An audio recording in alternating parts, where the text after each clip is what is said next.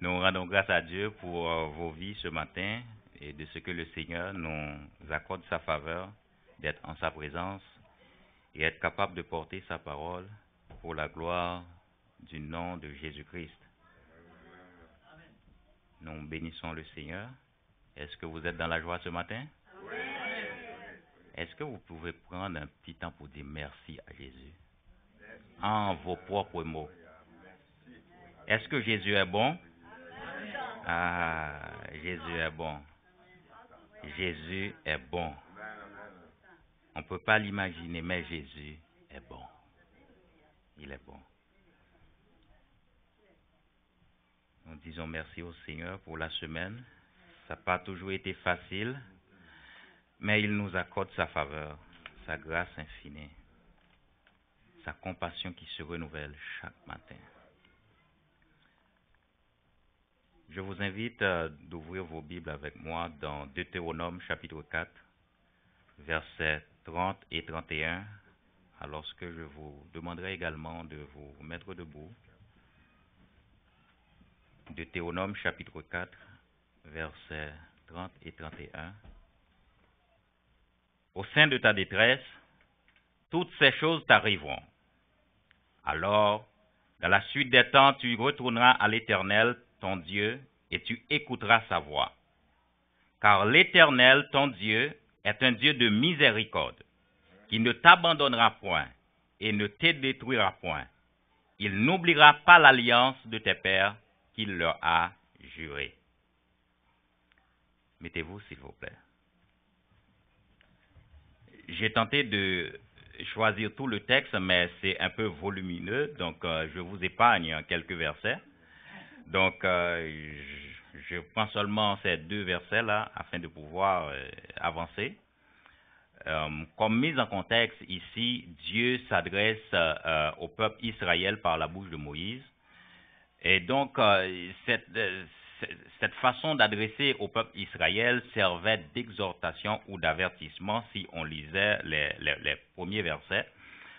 Et parce que le peuple Israël allait connaître certaines épreuves ou détresse dans leur vie, dans leur marche avec Dieu. Et donc, il a fallu que Dieu avertisse ou exhorte le peuple à un certain moment donné. Et dans la foulée, Dieu leur a fait savoir également la restauration qu'ils allaient connaître, qu'ils allaient expérimenter dans leur marche avec le Seigneur.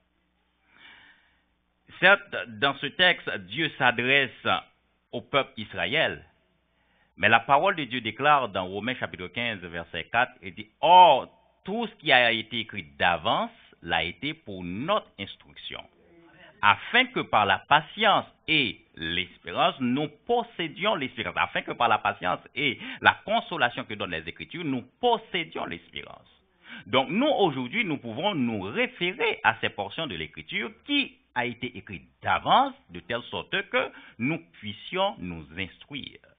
Et c'est la raison pour laquelle Dieu a mis à notre portée sa parole, décrite dans ce document appelé la Bible, pour que nous puissions connaître les voies de Dieu. En lisant ce texte, mes bien-aimés, Dieu m'a mis au challenge toute la semaine, et ceci pendant les jours passés. Il y a quelque chose qui bouillonnait sur mon cœur et Dieu était en train de m'enseigner sur quelque chose. Et ceci m'a poussé à circonscrire le titre du message comme étant la compréhension de la miséricorde de Dieu. Comprendre la miséricorde de Dieu. Ce n'est pas toujours évident, mes bien-aimés, pour toi et moi de comprendre la miséricorde de Dieu. Et c'est ça que nous allons essayer de voir. Comment est-ce que la miséricorde de Dieu nous est profitable? En partant, je veux vous dire, mes bien-aimés, que la miséricorde de Dieu est un besoin quotidien. Est-ce que vous êtes d'accord avec ça? La miséricorde de Dieu est un besoin quotidien. Ne serait-ce que par vos expériences avec Dieu ou vos expériences dans la vie tout court, vous allez réaliser à un certain moment que la miséricorde de Dieu est vraiment un besoin quotidien. Et en tant que besoin, nous devons prendre des dispositions pour que ce besoin-là soit satisfait. Parce que c'est un besoin. Et à tout besoin, une satisfaction est demandée. En parlant de besoins, il y a un psychologue américain du nom d'Abraham Maslow qui a établi une liste de besoins de l'homme. Et à ces besoins-là, il a associé certaines motivations. Mais j'ai été un peu déçu de n'avoir pas pu trouver la miséricorde de Dieu dans la liste de ces besoins-là. Mais aussi, je me suis rendu compte, c'est normal que la miséricorde de Dieu n'est pas dans cette liste-là. Parce que Abraham Maslow n'a pas eu l'intelligence révélationnelle de Dieu pour qu'il puisse inscrire dans sa liste la miséricorde de Dieu. La miséricorde de Dieu. Et c'est pourquoi ce matin, nous sommes invités, mes bien-aimés, à un exercice de compréhension de la miséricorde de Dieu. Nous sommes invités à cet exercice. Comprendre cette miséricorde-là. Et comment Dieu opère pour nous manifester sa miséricorde. Le texte nous dit, car l'Éternel, ton Dieu, est un Dieu de miséricorde, qui ne t'abandonnera point. Il faut peser le poids des mots, mes bien-aimés. C'est un Dieu de miséricorde, et ne t'abandonnera point. Il ne te détruira point. En plus, il n'oubliera pas l'alliance de tes pères qu'il leur a juré. Pour ainsi dire qu'il n'oubliera pas ses promesses. Il n'oubliera pas ses promesses. Parce qu'il veille sur sa parole en vue de leur accomplissement. Pour comprendre, mes bien-aimés, véritablement la miséricorde de Dieu, il y a 4 éléments que j'ai dressés que nous allons voir ensemble pour véritablement arriver à comprendre la miséricorde de Dieu. Premièrement, nous devons comprendre la nature et le caractère de Dieu. Le premier élément que nous allons étudier, c'est la nature et le caractère de Dieu. N'oubliez pas qu'on est en train de regarder la miséricorde de Dieu. La nature et le caractère de Dieu. Dieu est le premier pourvoyeur de miséricorde. C'est le premier pourvoyeur de miséricorde. Le deuxième élément que nous allons regarder, parallèlement à la nature et le caractère de Dieu, c'est aussi la nature et le caractère de l'homme. Parce que s'il y a le pourvoyeur, il y a quelqu'un à qui la miséricorde est pourvue. Alors, pour ce qui est de l'homme, il faut regarder aussi la nature et le caractère de l'homme, qui est le récipiendaire de cette miséricorde-là.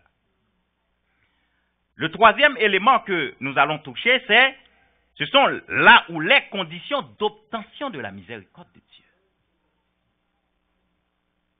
Là où les conditions d'obtention de la miséricorde de Dieu.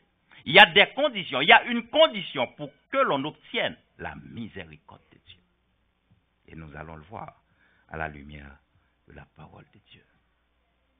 Et en quatrième lieu, eh bien, il y a les bénéfices de la miséricorde de Dieu. Vous voyez, il y a des bénéfices qui se rattachent à la miséricorde de Dieu. L'ensemble de ces 4 points, mes bien-aimés, va nous donner un portrait de ce que c'est la miséricorde de Dieu. Et il y a 4 façons que l'on peut connaître la nature et le caractère de Dieu. Pour ainsi dire, la personne même de Dieu.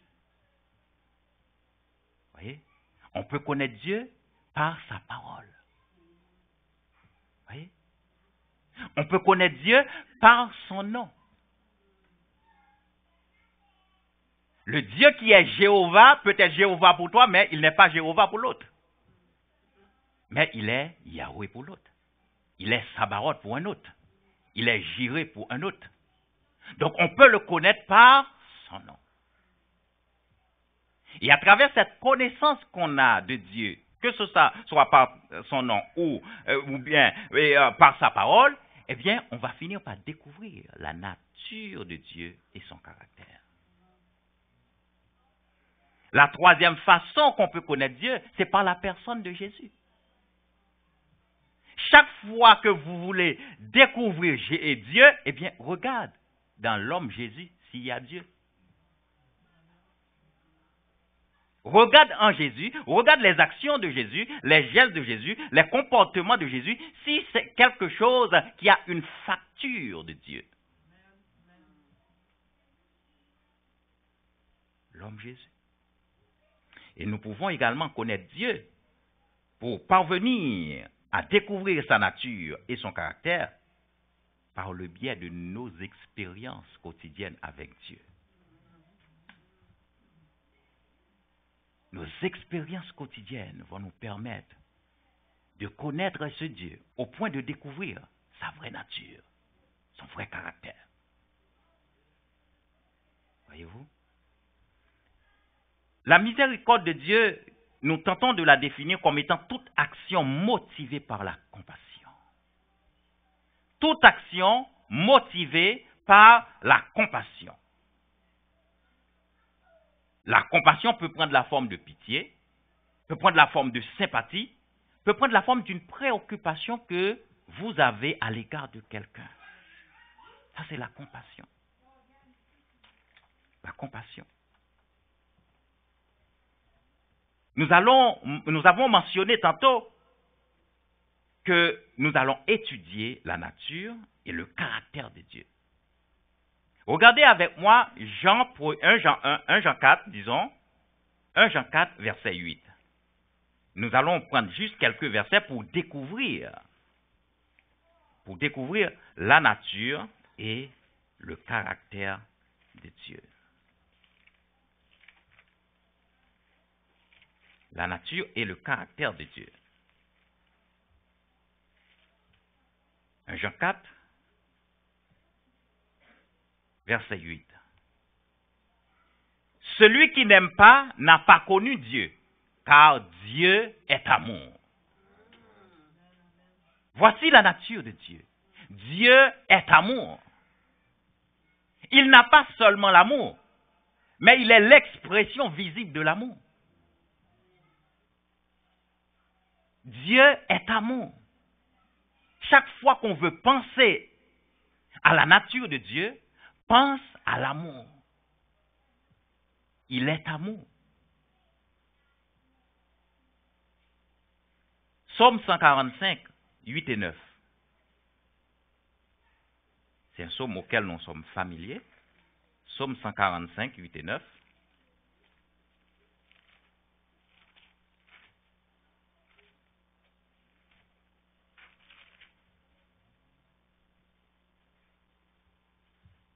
L'Éternel est miséricordieux et compatissant, lent à la colère et plein de bonté. L'Éternel est bon envers tous et ses compassions s'étendent sur toutes ses œuvres. Le caractère de Dieu. Il est lent à la colère, plein de bonté. Il n'a pas un peu de bonté, il est plein, rempli. Il n'a pas une goutte au point que, à un certain moment, tu vas auprès de lui et puis la source t'arrive. Non, il y en a plein. Lorsque toi et moi savons que Dieu est amour, que Dieu est un Dieu qui est lent à la colère et plein de bonté, on devrait avoir une assurance. On devrait avoir une assurance, mes bien-aimés. Parce qu'il est amour. Chaque fois que la difficulté se présente devant moi, je brandis l'amour de Dieu. Je lui mets devant son amour. À quoi sert ton amour si il ne peut pas parler en ma faveur? Il dit, si méchants que nous sommes capables de donner de bonnes choses à nos enfants. À combien plus forte raison, lui, le Père qui détient toutes choses. L'homme, oui. L'homme arrive à donner de bonnes choses à ses propres enfants. Qu'en est-il de lui qui a tout créé n'as pas demandé à Dieu de te créer. C'est lui qui a pris la décision. Oui. Donc c'est ce mindset que toi et moi devons avoir. Cet état d'esprit-là. Pour que nous ne soyons pas des défaitistes en faisant l'évangile. Moi, je ne veux pas être quelqu'un qui marche dans la défaite. Je ne veux pas. Non. Même si la défaite se trouve sur mon chemin, je ne veux pas. Parce qu'il y a Dieu. Je ne suis pas responsable de moi-même. Il y a Dieu. Celui qui nous aime, celui qui est amour. Regardons aussi avec moi Exode chapitre 34.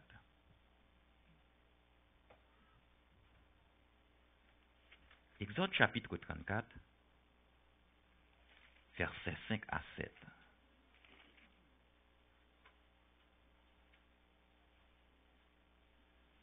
On peut connaître Dieu, je vous ai dit tantôt, on peut connaître Dieu par son nom. Vous voyez? On peut connaître Dieu par son nom. Regardez, Exode 34, 5 à 7. L'Éternel descendit dans une nuée, se tint là auprès de lui, proclama le nom de l'Éternel. Et l'Éternel passa devant lui et s'écria, l'Éternel, l'Éternel, Dieu miséricordieux et compatissant, lent à la colère, riche en bonté et en fidélité, qui conserve son amour jusqu'à 1000 générations, qui pardonne l'iniquité, la rébellion. Est-ce que vous voyez? C'est l'Éternel qui est en train de faire une autoproclamation de sa personne en passant devant Moïse. Il dit, Moïse, si tu ne me connais pas, alors moi je vais me présenter. Me voici. Peut-être tu n'as pas encore compris, Moïse. Je vais te présenter ma personne. Oui. La nature et le caractère de Dieu, mes bien-aimés, c'est un des premiers éléments que nous devons comprendre pour finalement arriver à comprendre la miséricorde de Dieu. Maintenant, regardons la nature et le caractère de l'homme. La nature et le caractère de l'homme. La nature de... Mes bien-aimés, vous devez comprendre que toi et moi, nous sommes vraiment un produit vulnérable. Nous sommes très vulnérables. Oui. Et c'est pourquoi la nature chancelante de l'homme justifie pourquoi la miséricorde de Dieu est indispensable. C'est parce que l'homme a une nature chancelante. En quelque sorte, si vous me permettez, l'homme est tombable. L'homme est sujet à tomber. Et donc l'homme a une nature chancelante. Et le fait que l'homme a cette nature, la miséricorde de Dieu est indispensable à l'homme. Si cette miséricorde n'est pas là à un moment donné, l'homme est foutu. Parce que l'homme est très vulnérable.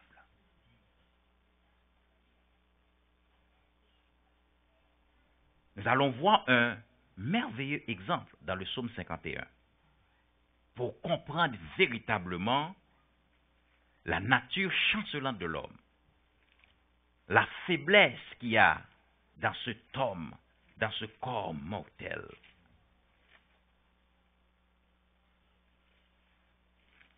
Psaume 51. David, c'est un homme que j'aime beaucoup.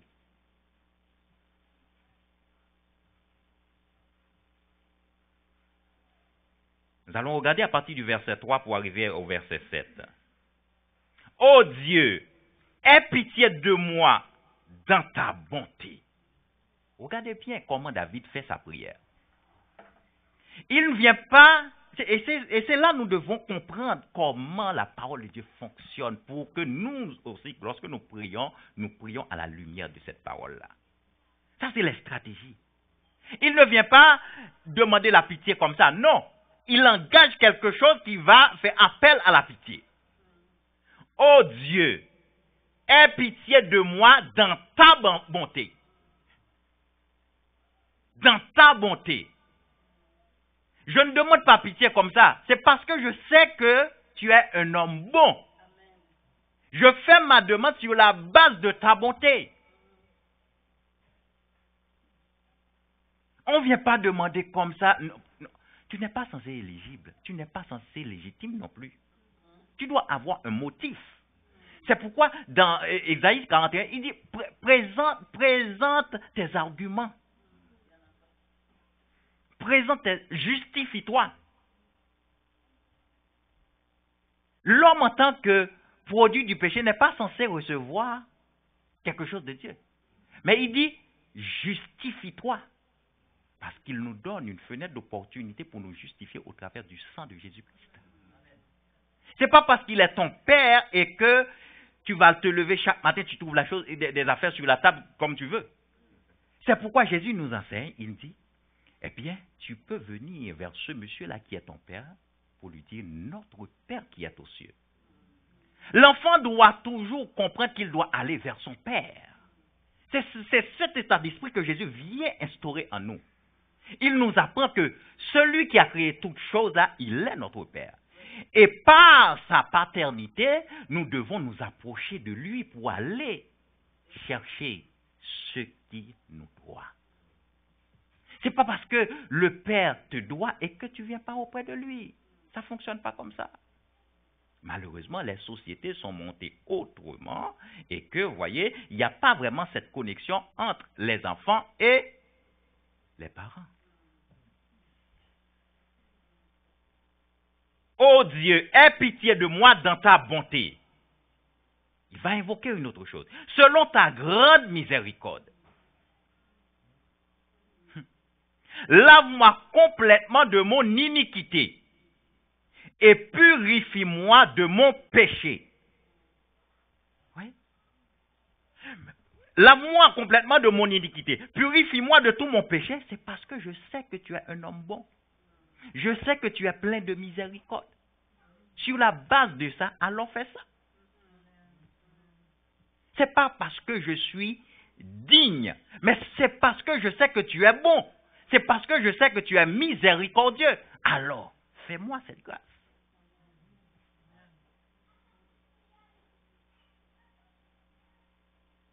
Car je reconnais mes transgressions. Je reconnais mes transgressions. Et mon péché est constamment devant moi. J'ai péché contre toi seul et j'ai fait ce qui est mal à tes yeux, en sorte que tu seras juste dans ta sentence, sans reproche dans ton jugement. Regardez bien le verset 7.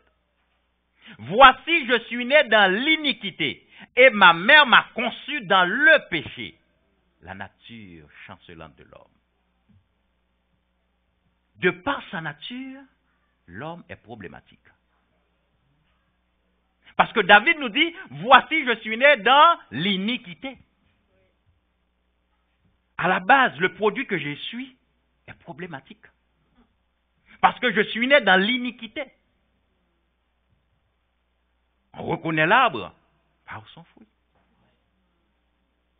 Ne t'attends pas à voir tomber du manguier des cerises.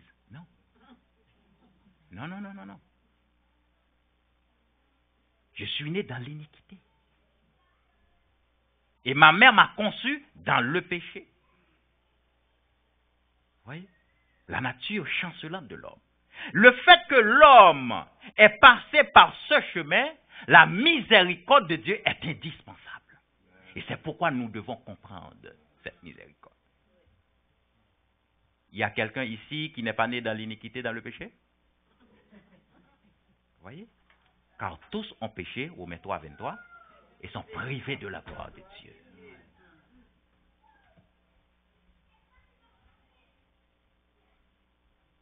Ça, c'est des choses que nous devons reconnaître, mes bien-aimés. Nous devons reconnaître ces choses pour que nous nous approchions tranquillement devant Dieu, sans élever notre tête, soit disant nous sommes X, Y, Z. Non.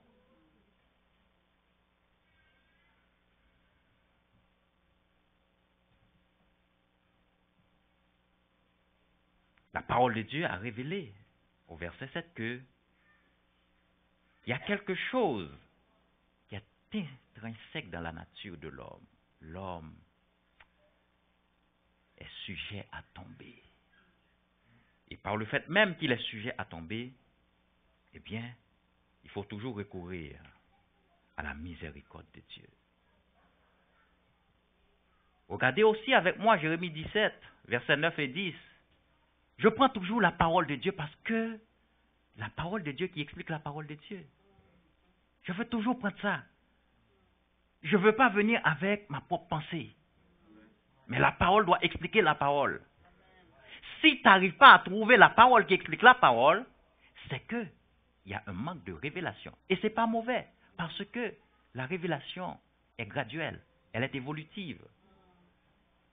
Ce que nous n'avons pas compris aujourd'hui, demain, le Saint-Esprit va nous permettre de le comprendre. C'est lui qui fait grâce. Il n'y a pas une école qui nous apprend à avoir la révélation, aucune école au monde. Ce n'est que le Saint-Esprit qui ouvre les yeux et fait tomber les écailles.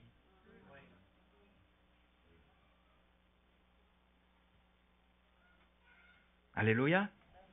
Jérémie 17. Jérémie 17, 9 et 10. Jérémie 17, 9 et 10. Regardez ça. Le cœur est tortueux par-dessus tout. Et il est méchant. Est-ce que vous entendez ça? En plus, il y a une question qui vient. L'auteur a parcouru la terre, regardant l'état du cœur. Il dit, le cœur est tortueux par-dessus tout, et il est méchant. Il dit, mais finalement, qui peut le connaître? Parce qu'il a réalisé que le cœur est tellement tortueux, tellement méchant, il n'a pas pu trouver quelqu'un qui le connaît. Et il s'est posé la question, qui peut le connaître? Il est à la recherche de quelqu'un qui peut finalement connaître le cœur que toi et moi avons là. Il n'a pas fait de distinguo pour établir à qui est ce cœur. À tout homme. Le cœur de tout homme. Ici, il est question du cœur de tout homme, chrétien ou païen. Le cœur de tout homme. Et c'est pourquoi Jésus est venu pour changer le cœur de pierre en cœur de chair. Parce qu'il y a cette problématique-là dans le cœur. Le cœur est tortueux. En plus, il est méchant. Il est méchant. Il dit, qui peut le connaître? Alors voici le boss. Moi, l'Éternel. Moi, l'Éternel. J'éprouve le cœur. Je sonde les reins pour rendre à chacun selon ses voies. C'est la seule personne qui a le contrôle du cœur. Des fois, mes bien-aimés, en dehors que ton cœur peut décevoir tes prochains, ton cœur peut te décevoir toi-même. C'est pourquoi des fois, il t'arrive à un moment, tu dis, mais qu'est-ce qui m'arrive là même? Pourquoi j'ai fait ça? Ton cœur te déçoit toi-même. Le cœur n'est pas facile à gérer. C'est pas facile à gérer le cœur. Le cœur n'est pas facile à gérer. Et ça prend l'aide du Saint-Esprit, mes bien-aimés. Ça prend l'aide du Saint-Esprit pour gérer le cœur. Il n'y a pas de grande femme, grand homme.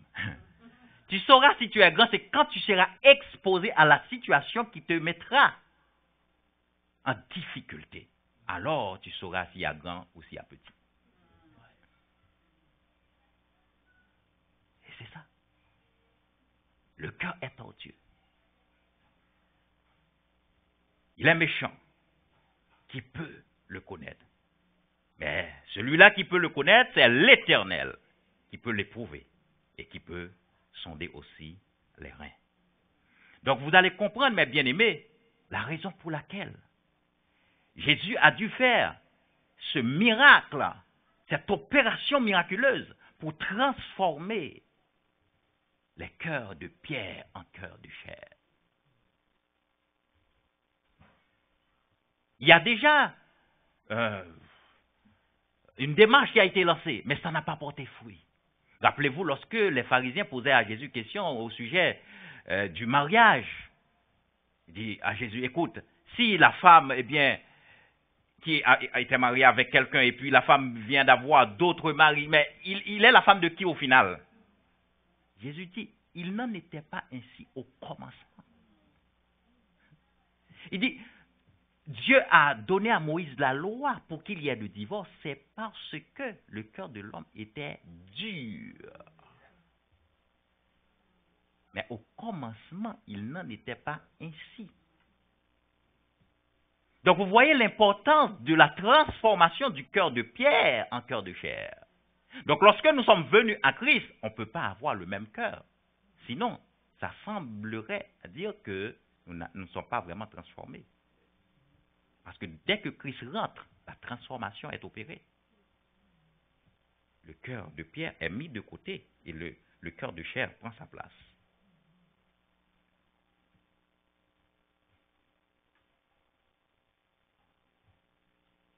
Le cœur de pierre. Et c'est pourquoi vous allez voir, mes bien-aimés, c'est le temps qui va révéler vraiment la vraie nature de l'homme. Le vrai caractère de l'homme, c'est le temps qui va le révéler.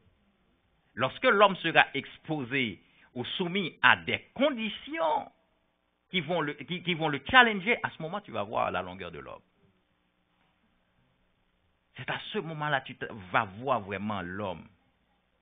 Donc, tu comprendras également que, eh bien, à un certain moment donné, exposé à des situations corsées, s'il n'y a pas l'intervention de la miséricorde de Dieu, ah non, ça va mal passer. Ça va mal passer. La troisième chose que nous allons voir, et sur laquelle je vais beaucoup mettre l'accent, j'aurais pu me baser là-dessus dès le départ pour prêcher le message, mais j'ai voulu faire toute cette mise en contexte pour y parvenir. Là où je veux vraiment arriver, c'est au niveau des conditions d'obtention de la miséricorde de Dieu. Les conditions d'obtention, si vous voulez, la condition d'obtention de la miséricorde de Dieu. Mais bien aimé, en dépit de la gratuité, de la miséricorde de Dieu, tout le monde n'obtient pas la miséricorde de Dieu. Désolé de vous donner cette information. En dépit que c'est gratuit, c'est disponible, tout le monde n'obtient pas la miséricorde de Dieu. Et c'est pourquoi le Seigneur m'envoie ce message, t'envoie ce message pour que nos yeux soient ouverts sur la façon d'obtenir la miséricorde de Dieu. Vous voyez? Fais le service ou fais le ministère, ne fais pas de toi quelqu'un qualifié à l'obtention de la miséricorde de Dieu. Il y a une condition spéciale que Dieu doit trouver en l'homme pour que l'homme obtienne sa miséricorde. La condition principale menant à l'obtention de la miséricorde de Dieu se trouve dans Psaume 51, verset 19. Psaume 51, verset 19. Regardez ça avec moi.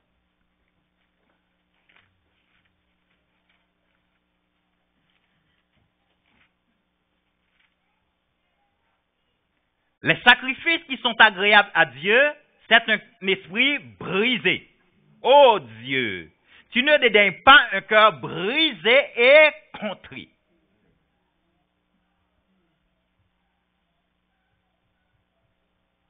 Donc Dieu s'attend à voir en l'homme qui sollicite sa miséricorde un cœur brisé et contrit.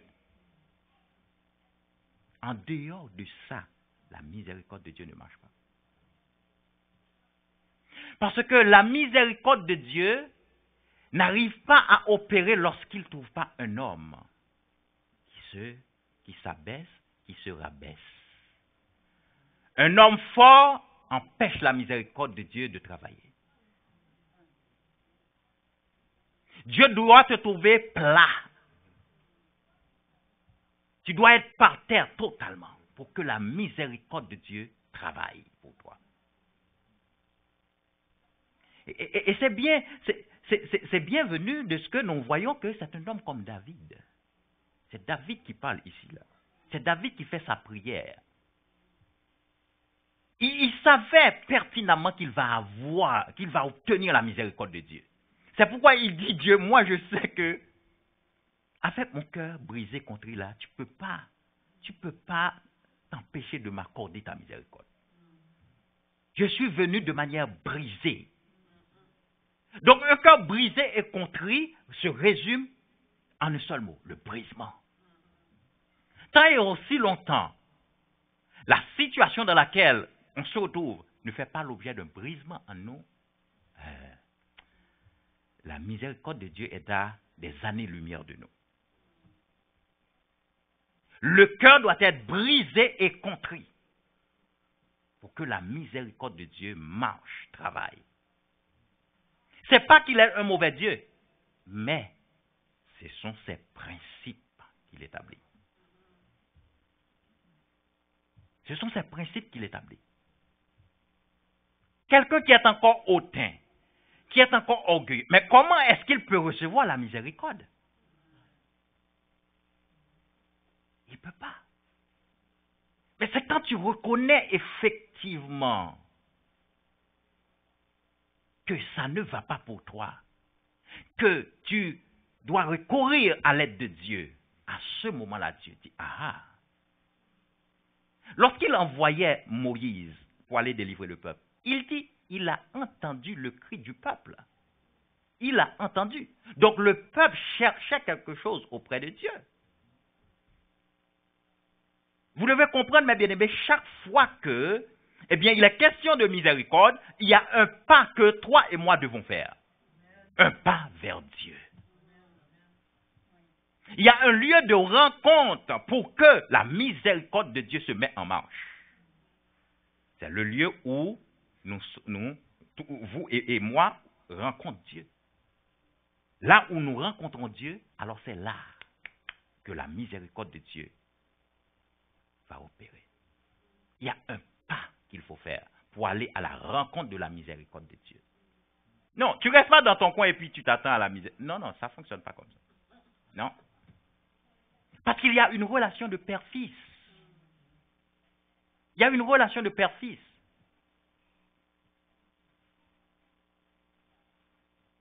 Vous devez différencier la miséricorde et la grâce.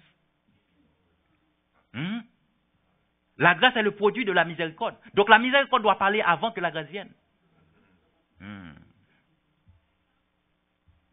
La miséricorde doit parler avant que la grâce vienne. C'est pourquoi il ne faut pas... Non, Dieu est bon, de toute façon, il va me faire grâce. Mais vous devez comprendre que c'est la miséricorde qui parle d'abord et suscite la grâce. La miséricorde qui parle.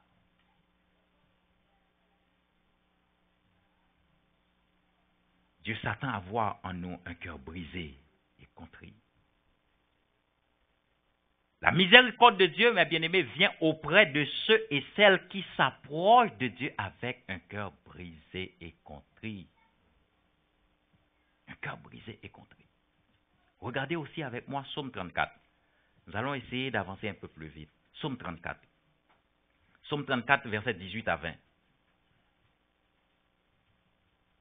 Psaume 34, 18 à 20. Quand les justes crient, l'Éternel entend. Et il les délivre de toute leur détresse. L'Éternel est près de ceux qui ont le cœur brisé. Attention, ce n'est pas parce que tu es juste que tu vas recevoir la miséricorde de Dieu. Non. Non. Malheureusement, celui qui écrit le texte, il a mis la condition après. Quand les justes crient, l'Éternel entend. Il les délivre de toute leur détresse. L'Éternel est près de ceux qui ont le cœur brisé. Donc, juste, si tu n'as pas le cœur brisé, l'Éternel n'est pas près de toi. Il s'attend à voir dans le juste comme dans celui qui est injuste le cœur brisé. L'Éternel est près de ceux qui ont le cœur brisé. Juste. Tu peux être orgueilleux et ne veux pas te rabaisser devant Dieu. Dieu s'attend à voir le cœur brisé en juste que nous sommes. Et lorsqu'il voit ce cœur brisé, il sauve ceux qui ont l'esprit dans l'abattement. C'est pourquoi le malheur atteint souvent le juste, mais l'Éternel l'en délivre toujours. Pourquoi? Parce que ce juste-là a le cœur brisé. Et c'est pourquoi, mes bien-aimés, Dieu décrit un protocole. Il nous décrit un protocole pour avoir accès à cette miséricorde. Il décrit ce protocole dans Hébreux chapitre 4, verset 16. Il dit, approchons-nous donc avec assurance du trône de la grâce. Pourquoi? Pour obtenir grâce et miséricorde. Est-ce que vous voyez ça? Ça, c'est le protocole que Dieu décrit pour obtenir sa miséricorde. Vous devez vous approcher. Ce n'est pas là où tu es, là tu vas la recevoir. Non. Vous devez vous approcher où? Du trône de la grâce. Devant le trône de la grâce, il y a grâce et miséricorde. Si tu veux miséricorde, grâce, va devant le trône de la grâce. Donc tu vas te déplacer pour aller devant le trône. Approchons-nous donc avec assurance. Nous avons cette assurance parce que nous avons un médiateur qui l'a établi. Jésus le Christ. Il nous donne cette assurance. Maintenant, nous devons prendre un pas pour aller devant le trône de la grâce, pour invoquer sur la base du sacrifice que le médiateur a fait, pour demander grâce et miséricorde devant le trône de la grâce. C'est devant le trône de la grâce que l'on trouve grâce et miséricorde. C'est un principe spirituel. Quand tu veux grâce et miséricorde, tu l'invoques devant le trône de la grâce. Devant le trône de la grâce.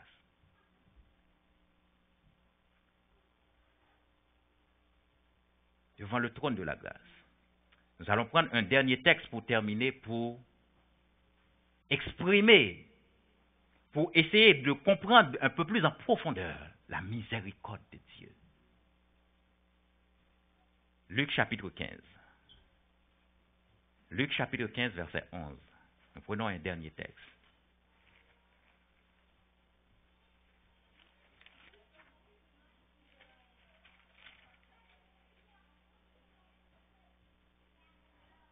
Il y a deux paraboles dans ce chapitre, mais je vais prendre le deuxième, question de temps. À partir du verset 11, il dit encore, c'est Jésus qui donne deux paraboles pour faire passer son message. Un homme avait deux fils. Le plus jeune dit à son père, « Mon père, donne-moi la part de bien qui doit me revenir. » Et le père leur partagea son bien. Peu de jours après, le plus jeune fils, ayant tout ramassé, partit pour un pays éloigné, où il dissipa son bien en vivant dans la débauche. Lorsqu'il eut tout dépensé, une grande famine survint dans ce pays, et il commença à se trouver dans le besoin. Il alla se mettre au service d'un des habitants du pays, et qu'il envoya dans ses champs garder les pourceaux. Il aurait bien voulu se rassasier des carouges que mangeaient les pourceaux, mais personne ne lui en donnait. Étant rentré en lui-même, il se dit, « Combien de mercenaires chez mon père ont du pain en abondance, et moi, ici, je meurs de faim.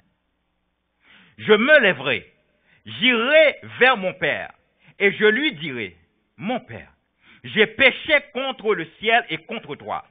Je ne suis pas plus digne d'être appelé ton fils. Traite-moi comme l'un de tes mercenaires. » Et il se leva et alla vers son père. Comme il était encore loin, son père le vit et fut ému de compassion. Il courut se jeter à son cou et le baisa. Le fils lui dit, « Mon père, j'ai péché contre le ciel et contre toi. Je ne suis plus digne d'être appelé ton fils. » Mais le père dit à ses serviteurs, « Apportez vite la plus belle robe et l'en revêtez. Mettez-lui un anneau au doigt et des souliers aux pieds. Amenez le veau gras et tuez-le, mangeons et réjouissons-nous. car mon fils que voici était mort, et il est revenu à la vie, il était perdu, et il est retrouvé. Et ils commencèrent à se réjouir. Ça, c'est un bon exemple qui traduit la miséricorde de Dieu. Et dans cet exemple, vous voyez, c'est Jésus établit une parabole en prenant l'exemple de deux hommes, un père et un fils. Regardez l'attitude du fils. C'est lui qui a fait ses bêtises. Donc le père aurait pu laver ses mains comme Pilate. Le fils a fait pas mal de gabegies. Il a fait du désordre. Il est parti. Il a gaspillé. Il a fait tout.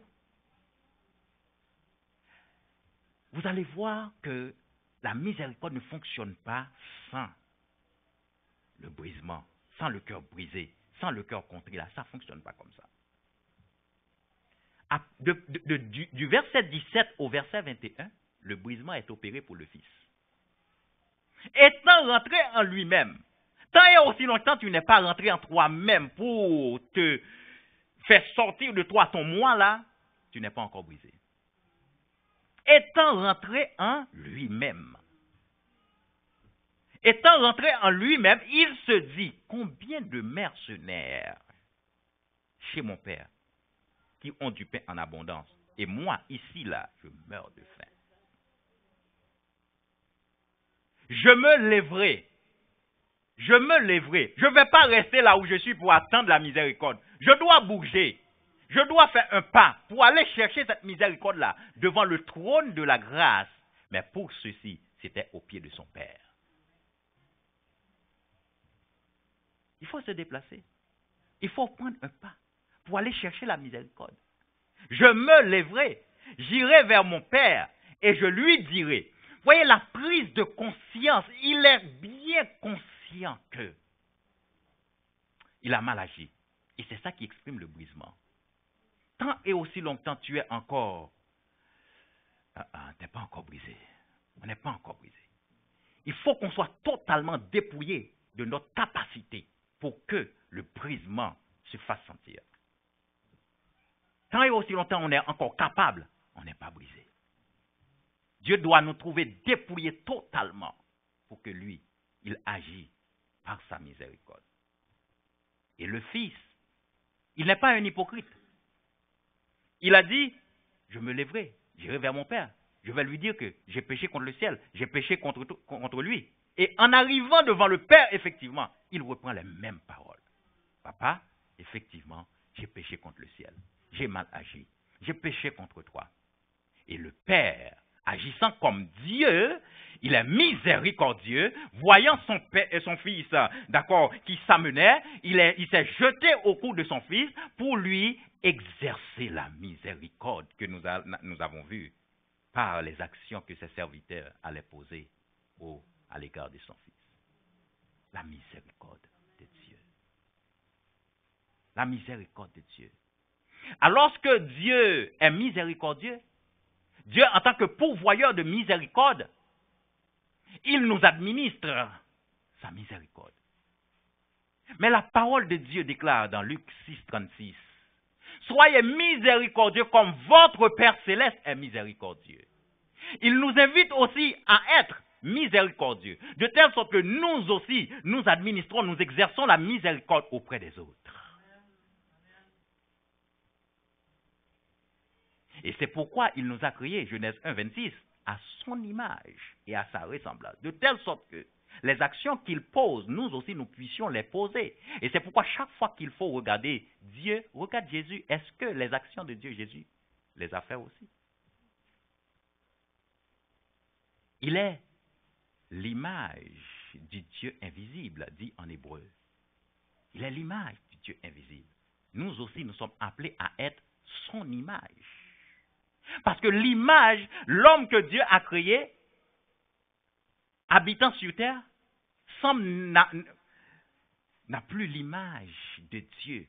C'est pourquoi Dieu demande à l'homme par le Saint-Esprit, regagne l'image que tu as eue au départ. Parce que l'homme créé n'est pas l'homme qui est en train de vivre sur terre.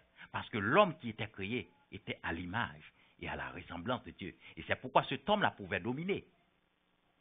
Mais maintenant, l'homme qui est déchu a besoin de reconquérir l'image et la ressemblance de Dieu. Et c'est pourquoi Jésus est venu, pour restaurer cette image, en nous recevant dans son pâturage, de telle sorte qu'il y ait une restauration totale, un regain total de l'image et du caractère de Dieu. C'est à cela que nous sommes appelés, mes bien-aimés. Le temps presse et nous n'avons pas pu terminer. Mais qu'il plaise à Dieu que vous saisissez la quintessence de ce message, afin que chacun d'entre nous puisse vivre par la parole de Dieu et que nous puissions en tirer les bénéfices. Que le Seigneur vous bénisse. Soyez bénis. Que le Saint-Esprit nous aide à comprendre comment la miséricorde de Dieu fonctionne. Au nom de Jésus.